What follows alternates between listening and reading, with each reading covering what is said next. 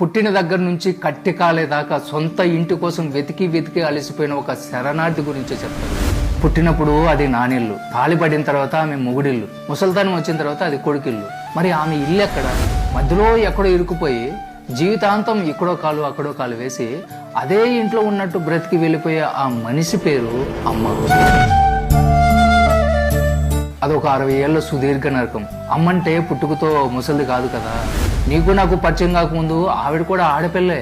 ఆమెకి గలగల నవ్వాలని ఉంటది, రంగురంగుల బట్టలు వేసుకోవాలని ఉంటది, ఆమెకి ఒక ఆశయం కూడా ఉంటది. కానీ పెళ్లి అని ముడిపడిన తర్వాత ఆ అమ్మాయి చచ్చిపోతుంది. ఆ శవం మీద ఒక భార్య పుడుతుంది. ఆమె ఇంటి పేరు పోతుంది, గోత్రము మారిపోతుంది. చివరికి ఐడెంటిటీ కూడా భర్త పాదాల దగ్గర తాకట్టు పెడుతుంది. అప్పటిదాకా నా ఇష్టం అనుకున్న ఆడపిల్ల అప్పటి నుంచి ఆయన గారి ఇష్టం, అత్తగారి ఇష్టం అని బ్రతకడం మొదలు పెడుతుంది. భర్త కోపంతో విసుగులాని మాటలు, అత్తమామల సూటిపోటు మాటలు నిలువున కోస్తున్నా కూడా పల్లెత్తి మాట అనకుండా నవ్వుతూ విసాన్ని మింగే శివుడాను. జీతం అడగని పని మనిషి, సెలవు అడగని కూలి, పడక గదిలో భర్తకి అలసట తీర్చే ఒక బానిస. ఆ తర్వాత మనం పుట్టాం. ఆ రోజే ఆమె తన శరీరాన్ని మన పేరు మీద రాసిచ్చేసింది.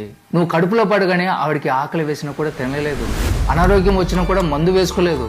నిజం చెప్పాలంటే ఆమెని కొంచెం కొంచెం నమిలి తింటూ పెరిగిన నరమాంస భక్షకులం మనం పెరిగే కొద్దీ ఆమె ఆయుస్సు అమాంతం హారతి కర్పూరంలా తగ్గిపోతూ ఉంటుంది. మనమే సిగరెట్ లాగా కాల్చి పీలుస్తా ఉంటాం. కట్ చేస్తే కొడుకు పెళ్ళైపోతుంది. కొడుకే ప్రపంచం అని బ్రతికిన ఆవిడికి సడన్ గా ప్రపంచంలో చోటు తగ్గిపోతుంది. ఇంటికి కొత్త పెత్తనం వస్తుంది.